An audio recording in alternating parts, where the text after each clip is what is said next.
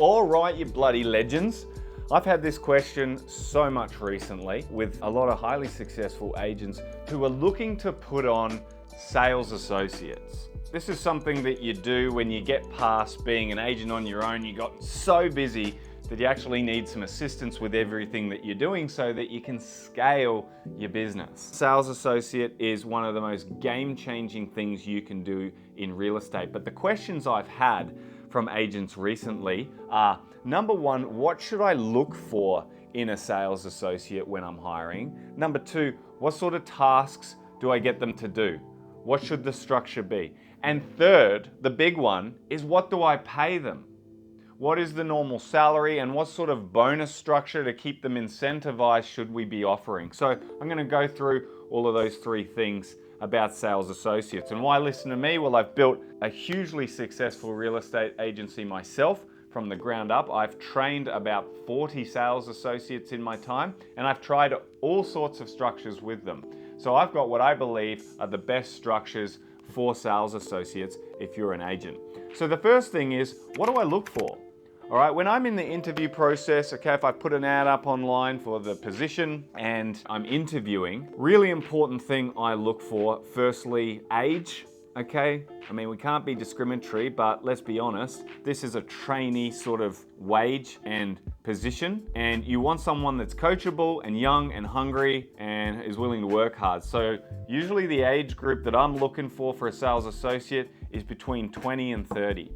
The reason no less than 20 is a lot of the time they're just a bit too young looking, which can actually be a bit damaging when you're going in for a listing. You're bringing a sales associate that's 18 and just looks so young. Some people don't feel really comfortable with someone so young taking on a lot of the work. So just that little bit of age and maturity is important, I think. And also someone too old, 30 plus, I found that it's sometimes difficult to teach them. They're a little bit more just stuck in their ways, and they really want to get past the sales associate position as quickly as possible because they're at the stage of their life where they kind of need to earn a lot more money, right? Whereas younger people are usually they just want to get stuck in, learn, become great, and that's what you want as a sales associate. Young and coachable, and they look up to you as someone they really want to work for and learn from. Time frame that they've got to work for me is minimum 18 months. Okay, reason is we need to get a good amount of time with them so they can actually add value to the business, but as well enough training for them so if they are going to step out as an agent, they've had enough under their belt to learn from you and learn the ways of what needs to be done to be a successful agent. So minimum 18 months, but up to 2, even 3 years as an associate depending on their age. Okay, so they have to be willing, and it needs to be clear in the interview. If you're going to get this position, it's 18 months minimum. Depending on how ready you are, we will decide between 18 months and 3 years when you're going out on your own. They have to agree to that. Thirdly, they've got to be really great at speaking. So in the interview, when I ask questions, they give detailed answers, they give a lot of eye contact. They're just really good at holding a conversation. Because let's be real, this is what real estate's about. It's about people. It's about understanding how to read a room and having great conversations with people, opening people up so that they give you more information. That's what you're looking for in the person that you hire on your team, because they're going to be representing you with every person that they talk to. And every person that they talk to is potential business, and they need to be able to extract great information out of these people, create great relationships for you and the team. So if you're interviewing someone and they're not looking at you and they're speaking, they're, kind of, I'm not saying introverted is a problem, but I guess low energy, they're just giving really sort of bland answers to your questions. Well, that's going to be a concern for me, because if they're out there doing cold calls, or they're even calling back buyers or talking to my sellers, if they're not good at conversation, then they're not going to be super valuable for your business. You have to be good at conversation in real estate. It's imperative. That's like the number one skill. It's just be good at talking to people, good at holding conversation and keeping people, engaged with you. So I really look for that. Any experience? Look, experience isn't so important for me for this position. I'm hiring more on energy and hunger rather than the experience they've had in the past. But I will say that if they've had any sort of telemarketing experience or door knocking sales experience, that's a big plus for me, because that means that they've done some of this kind of, labor that is high in rejection and is kind of sales focused.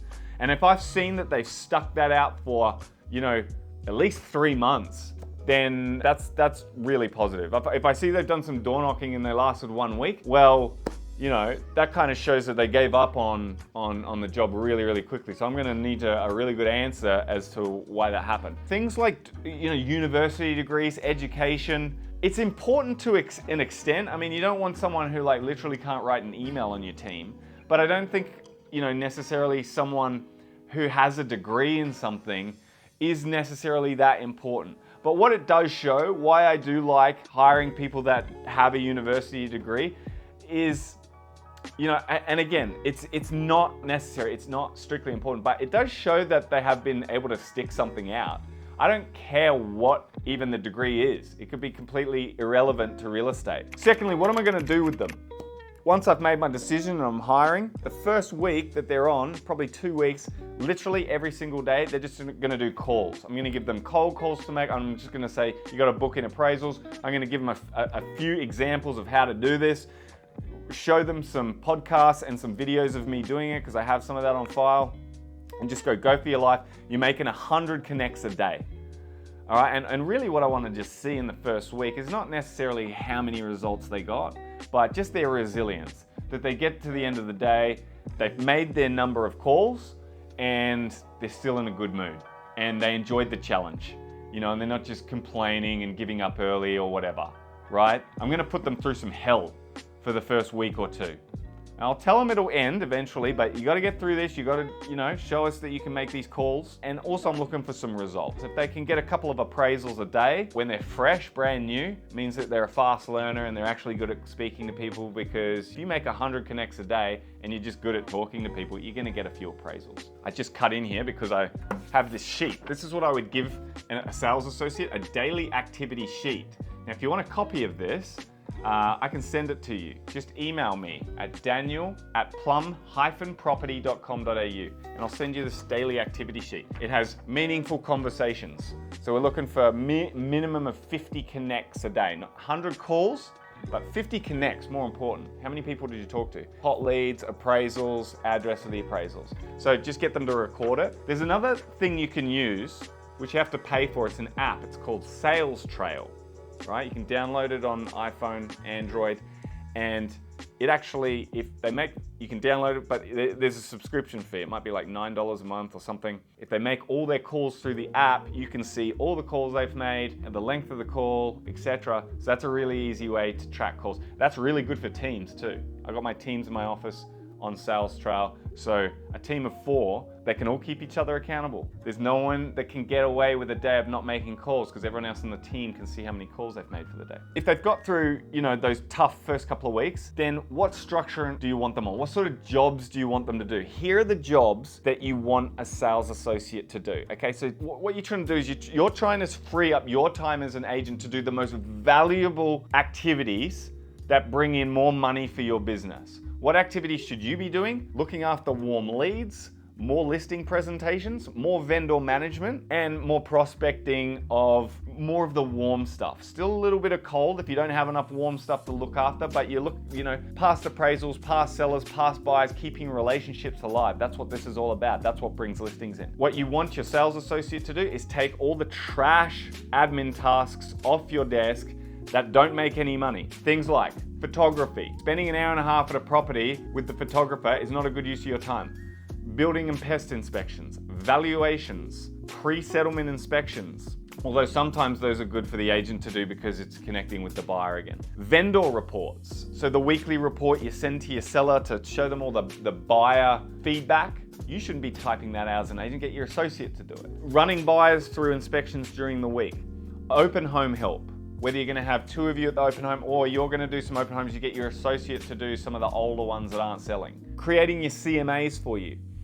Letterbox drops, doing all of those. Organizing your marketing. Then, most importantly, a good portion of their time each day is cold calling around your sales, around your listings, letting owners of properties know about what's going on in their area and what you're selling to create more conversations and get more appraisals, get you in more doors, meeting more owners of properties. That's how you get more listings. So they have to do a certain amount of that. And there has to be KPIs for your sales associate every month.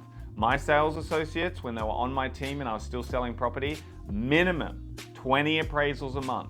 They have to get it every month. If they didn't get it, then we'd be sitting down for a chat. What's the go? Why weren't you able to do this? This is your most important thing for me. So if you're not doing this, what's going on? How can we help you to achieve this? Is it a problem with your day? Have you got too many jobs on? Do we need to hire someone else? Are you focusing on too many other things and not doing your calls? Because the calls are the most important. So we figured that out. Anyway, moving on. Now, most important question I get all the time for sales associates is, what should I pay my sales associate? This is a really good question and there's no correct answer, but I can tell you I've tried a lot of structures over the years. This is the one that I find is the best. 50K, whatever the award wage is, right? Award wage, this is a traineeship. They're gonna get their 50K a month.